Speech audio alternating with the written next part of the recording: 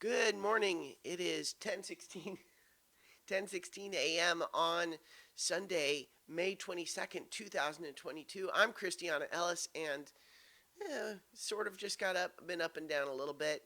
This is 5 more minutes. So turns out COVID sucks. I mean, not that there was any doubt in my mind, but I am now able to offer my own data point to support the conclusion, to make the data set yet more robust. So, uh, sore throat, congestion, fatigue, muscle aches. No, not necessarily so much. Um, Low grade fever. Um, However, I do have a pulse oximeter, and I'm still good there. So, I'll be tracking that just to make sure I'm on top of things if it starts to go more serious, I guess. But nonetheless, I think without being worried about it, I'm as sick as I've been in quite a while. It sucks. Don't get COVID, guys. If you can avoid it, please try not to get it.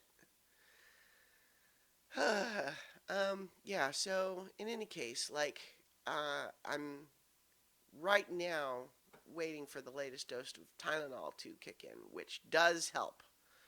Um, yeah, my day yesterday was a roller coaster based on how much the Tylenol was still active in my system. But you can't take too much Tylenol, it's bad for you. And so you can supplement with ibuprofen a little bit, but the Tylenol is the one that really gets it. So, in any case, I spent most of yesterday sitting around watching TV and playing Horizon Forbidden West, which I'm a ways into now. I've gotten fully into like the open world part of it, and all of those early on worries that it was giving me, like flashbacks to The Last of Us Part Two, have faded. Partly just in the the tone of the story is so much different. Aloy is just such a great character, and I love her no nonsense approach to wanting to help people. Like she is she is 100% on board to help people out and do the right thing and take care of people and be the savior, but she's also not on board at all with any of their bullshit. And I like that. Um, has also a lot of compelling characters, and like The Last of Us Part Two has a number of exceptionally well drawn characters, but they're pretty universally all awful. So anyway, I'm going to stop comparing it to Last of Us Part Two because the whole point is that I'm no longer feeling that tie, and I'm enjoying it well enough, but. I'm also watching. Let's see, what did I watch yesterday? I watched a bit more of the new Kids in the Hall season, which is great. Continues to be awesome.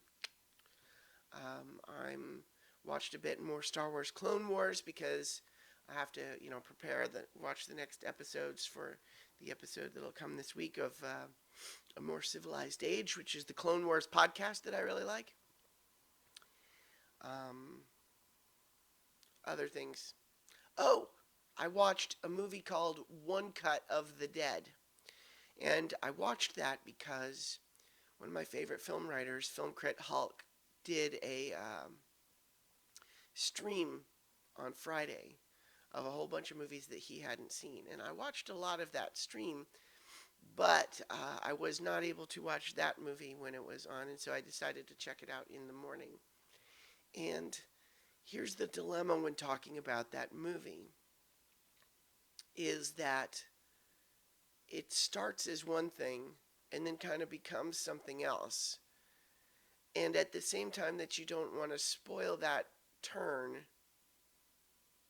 you also almost kind of have to tell people that that's going to happen because, when you're watching the first 40 minutes or so, you're sort of probably going to be feeling like, I'm not sure I care about 100 minutes of this because the initial concept is that you have, it's a Japanese film, you have a low budget zombie movie being made all in one take, all in one cut.